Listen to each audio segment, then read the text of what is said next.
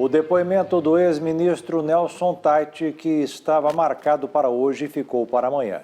Eduardo Pazuello, que seria ouvido nesta quarta-feira, remarcou o depoimento para o dia 19, após informar que teve contato com pessoas que testaram positivo para a Covid-19.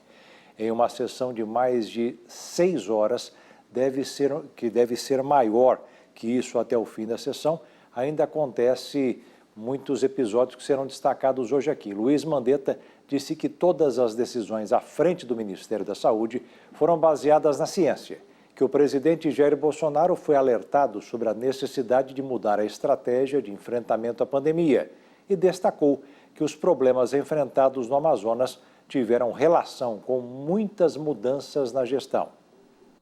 Em uma extensa sessão que entrou pela tarde, o primeiro-ministro da Saúde do governo Bolsonaro, Luiz Henrique Mandetta, prestou depoimento aos membros da CPI da pandemia. Ainda antes do começo da sessão, novos requerimentos de convocação foram protocolados. Senadores querem mais detalhes sobre a aplicação dos recursos federais nos estados. Marcos Rogério pediu que o ex-secretário de Saúde do Amazonas, João Paulo Marques dos Santos, preste depoimento à CPI. Para o senador, a presença dele é fundamental para explicar irregularidades na compra de 28 ventiladores pulmonares por 2,9 milhões de reais. No depoimento à CPI da pandemia, Mandetta ressaltou que sempre baseou as decisões do Ministério da Saúde na ciência. Disse que entregou uma carta ao presidente Jair Bolsonaro no dia 28 de março, onde recomendou expressamente que a presidência mudasse a estratégia de enfrentamento da pandemia para evitar o colapso no sistema de saúde. Destacou que no Amazonas o enfrentamento à pandemia foi confuso por conta de mudanças na gestão, que não houve falta de dinheiro para enfrentar a doença.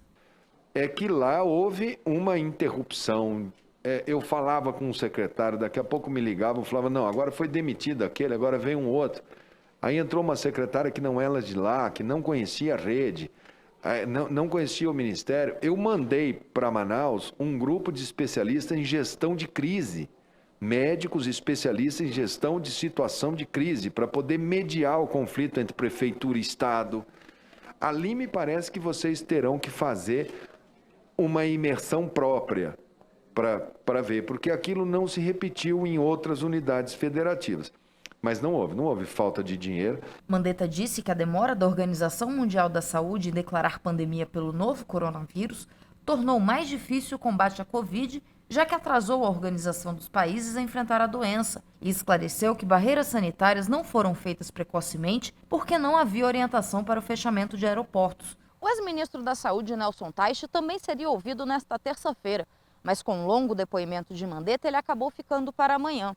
A CPI da pandemia pretendia ouvir o ex-ministro Eduardo Pazuello nesta quarta, mas ele comunicou à presidência da comissão que teve contato com pessoas que testaram positivo para a Covid-19, por isso não poderia comparecer presencialmente nos próximos dias.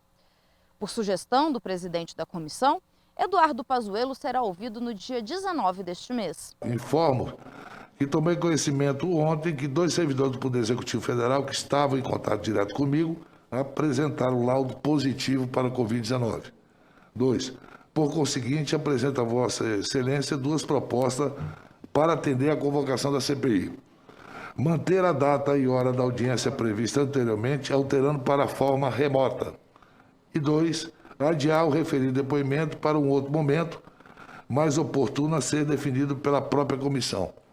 Eu proponho que ele seja ouvido dia 19, daqui a 15 dias, aqui nesse plenário. Fica dessa forma definido. Em nota, o governo do Amazonas disse que a crise no estado foi mais grave por causa da circulação de uma nova cepa mais transmissível e mais letal, aumentando o consumo de oxigênio em quase 3 vezes. Informou ainda que a estrutura do sistema de saúde de Manaus não contribuiu, pois não tem hospitais, e fechou a maioria das unidades básicas de saúde no pico da pandemia.